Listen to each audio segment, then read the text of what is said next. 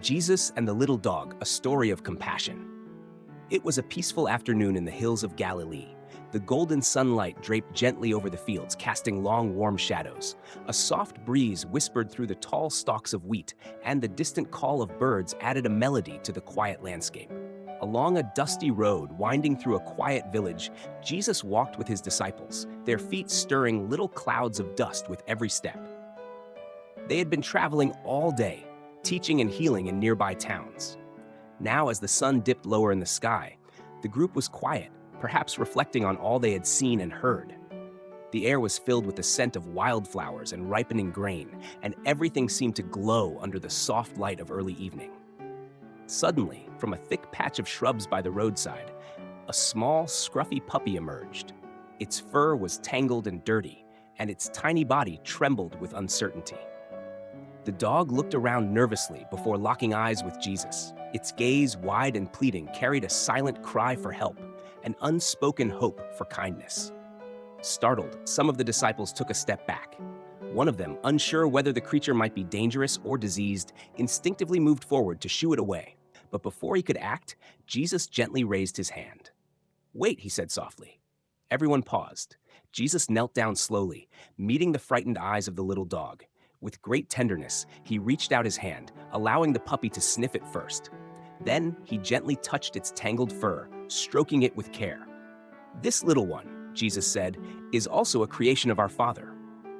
The disciples watched in silence.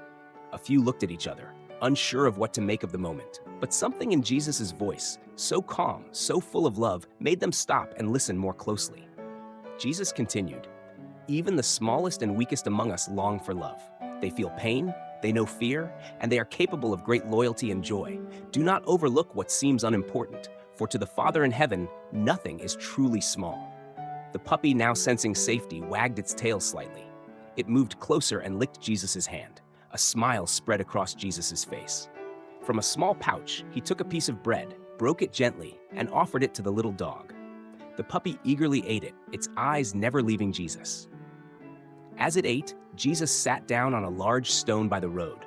The puppy curled up beside him, resting its head against his robe. The disciples, watching this simple, quiet scene, began to feel something stir within them. It wasn't dramatic or loud, but it was powerful, like a lesson being written directly onto their hearts. Jesus looked up at them and said, "Love is not reserved for the strong, the important, or the perfect. Love is for all, and it is most needed by those who have the least." One of the disciples, touched deeply, knelt beside the dog and reached out his hand. The puppy licked him, too. Others followed, each taking a moment to offer a gentle touch or a kind word. What had begun as a simple walk down a village road had now become a moment of transformation, an unexpected lesson in mercy and tenderness. As the sun neared the horizon, painting the sky in brilliant shades of orange and pink, Jesus stood up. The puppy looked up at him, eyes full of trust and gratitude. Jesus leaned down and softly spoke, "Be strong, little one. You are not forgotten. You are loved." The puppy's tail wagged again, and it gave a soft, contented bark. Jesus turned to continue his journey, and the disciples followed.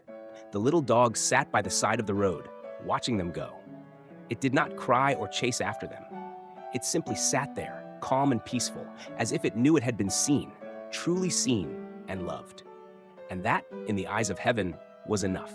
Bạn có thể sao chép đoạn này dán vào bất kỳ công cụ đọc văn bản bằng ai như HTTP at 11labs.io. Giọng tự nhiên, phù hợp kể chuyện. Lưu ý không chỉnh sửa .com, đơn giản, không cần tài khoản.